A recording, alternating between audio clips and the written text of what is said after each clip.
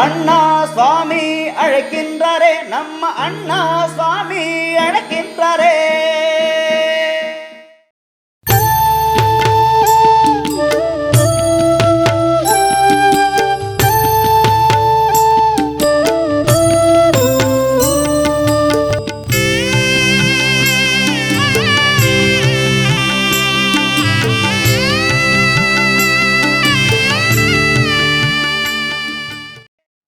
மாயன் மயம் ஆன்மீக அன்பர்களுக்கெல்லாம் என்னுடைய அன்பான ஆசீர்வாதத்தை தெரிவித்துக் கொள்கிறேன்.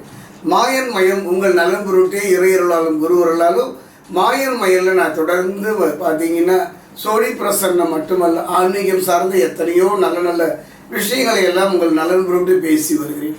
அந்த வகையில் ஒரு நிகழ்வு, அதாவது தரிசித்தால் முக்தி தரக்கூடிய இடம் உண்டு, நினைத்தாலே முக்தி தரக்கூடிய இடமும் இந்த பாரத தேசத்தில் உண்டு. தரிசித்தால், பார்த்தால், நினைத்தால் என்னெல்லாம் சொல்லக்கூடிய முக்தியை தரக்கூடிய இறைவனை நோக்கி நகர்கின்ற இடங்கள் எல்லாம் இருந்தாலும் கூட, ஆனால் நினைத்த பொழுது மட்டுமல்ல, தரிசித்த பொழுது மட்டுமல்ல, நின்றாலும் முக்தியை தரக்கூடிய ஞானத்தை தரக்கூடிய ஒரு அருமையான இடம் ஒன்று உண்டு. அந்த இடம்தான் என்னுடைய அனுபவத்தில் கிட்டத்தட்ட பார்த்தீங்கன்னா இந்த 74 வயது காலகட்டத்தில் எத்தனையோ இடங்களை நோக்கி நான் நகர்ந்து விட்டேன். ஆன்மீகம் சார்ந்த என்னுடைய கேள்விக்கு விடை தேடி அலைந்தேன். புரியாத புதிரான இந்த வாழ்வுக்களை புரிந்து கொண்டுள்ள சந்தர்ப்பம் இக்காலகட்டத்தில் எனக்கு அமைந்தது. அப்படி அமைந்த ஒரு அருமையான ஒரு இடம்தான் நெரூர். நமக்கெல்லாம் தெரியும் கரூர் அருகே நெரூர் என்ற ஒரு அற்புதமான ஒரு இடம். அதாவது பார்த்தீங்கன்னா இந்த ஒரு இடம் மட்டுமே நம் வாழ்வை திருப்பிவிடும். ஞானம் தேடி நீங்கள் எங்கும் அலைய வேண்டாம், அமைதி தேடி எங்கும் சென்று கதற வேண்டாம். இந்த ஒரு இடத்தில் வந்து நின்று தரிசித்தாலே போதும் என்று சொல்லக்கூடிய ஒரு அற்புதமான ஒரு மகான், அதாவது இறந்தும் இரவாமை ஒரு நிலையோடு வாழ்கின்ற ஒரு நிலைதான் சதாசிவ பிரம்மேந்திரர். அற்புதமான ஒரு ஞானி என்று சொல்வதை விட, மறைந்தாலும் கூட, உடல் அழிந்தாலும் கூட இன்னும் அந்த ஆத்மா அங்கு இருப்பதை நாம் உணர்கின்றோம். அந்த வகையில் ஒரு மனிதனை பொறுத்த வரைக்கும் எத்தனையோ புத்தகங்கள் படிக்கின்றோம், எத்தனையோ அனுபவங்களை சேகரிக்கின்றோம், அத்தனையும் நம் ஒரு நிலையை நோக்கி நகர்த்தி விடுதானா? இல்லை. அப்படி நகர்த்தி ஒரு அருமையான இடம் ஒரு முறை சென்று தரிசித்து பாருங்கள், நின்று பாருங்கள், மனமுருக பிரார்த்தனை செய்து பாருங்கள். அங்கு சென்று எனக்கு அது வேண்டும் இது வேண்டும், அந்த பிரச்சனையிலிருந்து விடுபட வேண்டும், என்னை காப்பாற்று என்று கதறெல்லாம் வேண்டாங்க.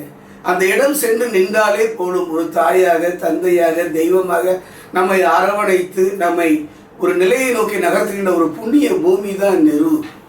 சதாசிவ பிரம்மேந்திரர் நமக்கெல்லாம் தெரிய கொடுமுடி.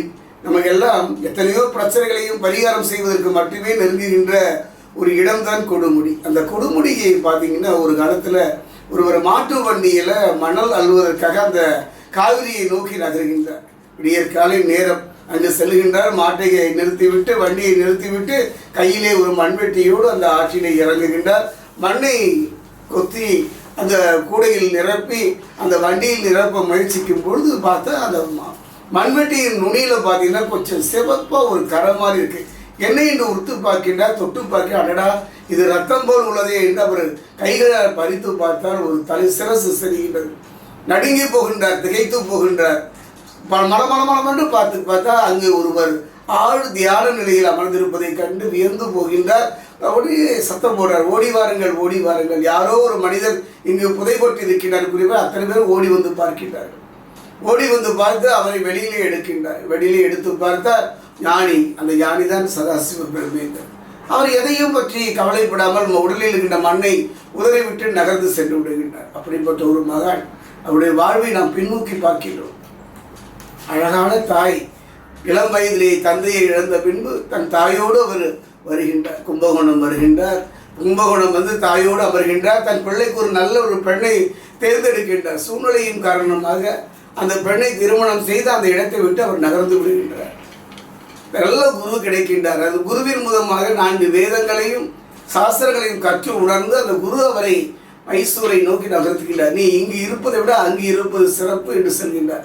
அங்கு மன்னன் அவையிலே அவர் இருக்கின்றார். யார் வந்தாலும் மன்னனை தேடி வருவதற்கும் இவரை பார்த்த பின்பே செல்ல வேண்டும். அது கவியாக இருந்தாலும், கலைத்துறையில் எந்த துறையை சார்ந்தவர்களாக இருந்தாலும் அவளை சோதித்து அனுப்புவதே ஒரு வேலையாக போய்விட்டது. ஒருவர் இங்கிருந்து செல்கின்றார். கும்பகோணத்திலிருந்து அவரை பார்த்தவுடன் எங்கு வந்தீர்கள் என்று கேட்கின்றார். மன்னனை பார்த்து பரிசில் பெற உமக்கு என்ன தெரியும் என்று கேட்கின்றார். எனக்கு அற்புதமான வேத மந்திரங்கள் தெரியும், இங்கே சொல்லுங்கள் பார்க்கலாம் என்கின்றார்.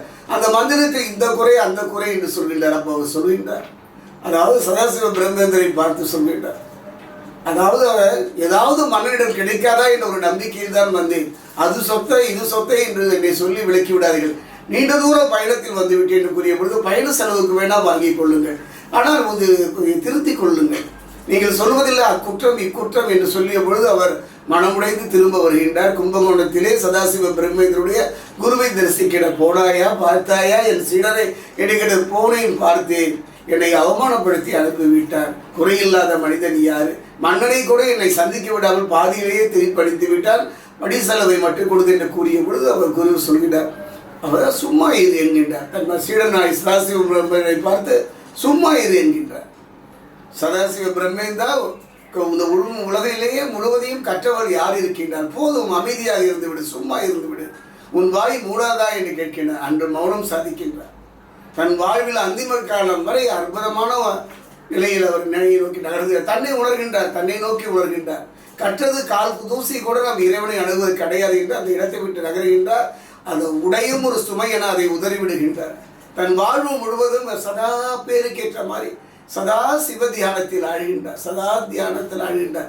அதாவது சமாதி என்று சொல்வதை விட உடல் இறந்த பின் வைப்பது தானே சமாதி.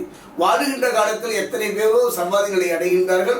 அதிலும் நில் விகல்ப சமாதி என்று சொல்லக்கூடிய ஒரு உயர்ந்த உன்னத நிலையை அவருக்கு எளிதில் கிட்டுகின்றது. நெருங்குகின்றார், இரவை நோக்கி நெருங்கி கொண்டே இருக்கின்றார். எத்தனையோ அற்புதங்கள் இவர் வாழ்வில் நடந்திருந்தாலும் கூட அத்தனையும் சொல்வதற்கு இடம் போதாது. ஒரு சில நிகழ்வுகளை சொல்கிறேன். இன்னைக்கெல்லாம் நமக்கெல்லாம் தெரியும், தஞ்சை முத்துமாரியம்மன், அழகா அந்த சமயபுரம் மாரியம்மனாகட்டும், தஞ்சை முத்துமாரியம்மனாகட்டும், சிவாச்சூர் மதுரகாளியம் மற்ற 1000 அம்மன் ஆலயங்கள் இந்த பூமியில் உண்டாலும் கூட அந்த தஞ்சை முத்துமாரியனுக்கு ஈடேது இணையது அந்த அம்மன். அந்த ஆலயம் வருகின்றார். அடர்ந்த மடத்திலே மண்ணை குடைத்து ஒரு புற்று இருக்கின்றது, அங்கே ஒரு அம்மனை வடிவிக்கின்றார். இன்று நாம் கண்ணால் காணுகின்ற அந்த தஞ்சை முத்துமாரியனுடைய வடிவத்தை உருவாக்கியவர் இந்த பரம்பொருள் தான். அப்படிப்பட்ட ஒரு மகான். ஒரு முறை அவர் வந்து கொண்டிருக்கின்றார், அவர் ஒரு தெருவழியாக போய் கொண்டிருக்கின்றார். இது எல்லாருக்குமே தெரிந்தது தான், தெரிந்தாலும் சொல்லுவது இயற்கை தானே. அந்த வழியாக அவர் போகின்றார். அது பார்த்தீங்கன்னா ஒரு வேற்று மதத்தை சேர்ந்தவர்கள் வாழ்கின்ற ஒரு வீதி. அந்த வீதி வழியை போகும்பொழுது இவர் மகா நிறுவனமாக போவதை பார்த்து ஒரு பெண்கள் நிறைந்த குடும்பம் நிறைந்த இந்த இடத்திலே இவர் நடந்து செல்கின்றார் நிறுவனம் என்று நினைத்து ஆத்திரத்தோடு அருகில் இருந்த வாழை எடுத்து ஒரு வலது கையை வெற்றி விடுகின்றார்.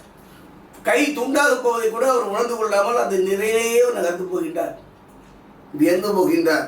என்ன செய்வது என்று தெரியவில்லை. அந்த கையை கையில் எடுத்துக்கொண்டு அவரை அருகே சென்று அதை குடிக்க வாங்கி கையிலே வைத்து பொருத்தி கொள்கின்றார்.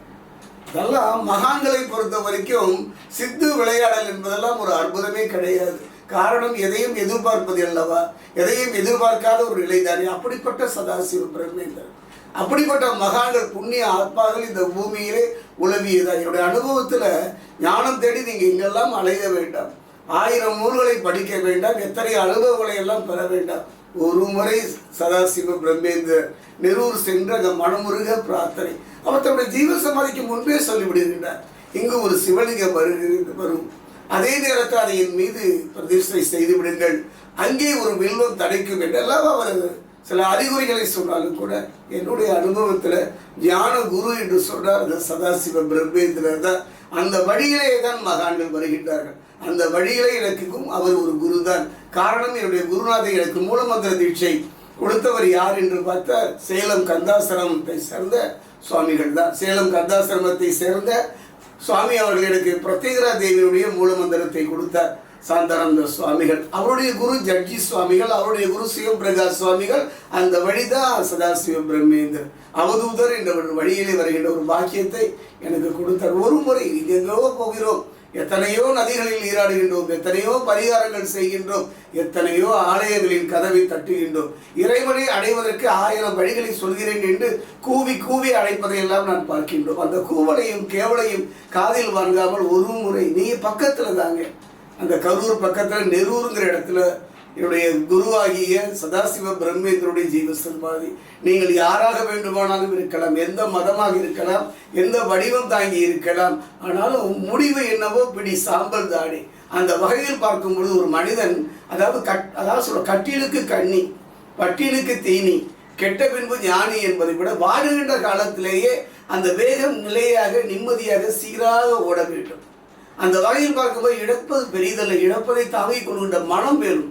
அந்த மனத்தை தரக்கூடிய ஒரு மகான் யாருன்னா சதாசிவ பிரம்மேந்திரன். எத்தனை அற்புதங்கள், எத்தனை அற்புதங்களை அவர் நிகழ்த்தியுள்ளார் என்று சொல்வதை விட, அற்புதம் என்பதெல்லாம் வெளித்தோற்றத்தில் நிகழ்த்துவதை விட நம்முடைய ஆன்மாவை திருப்ப வேண்டும்.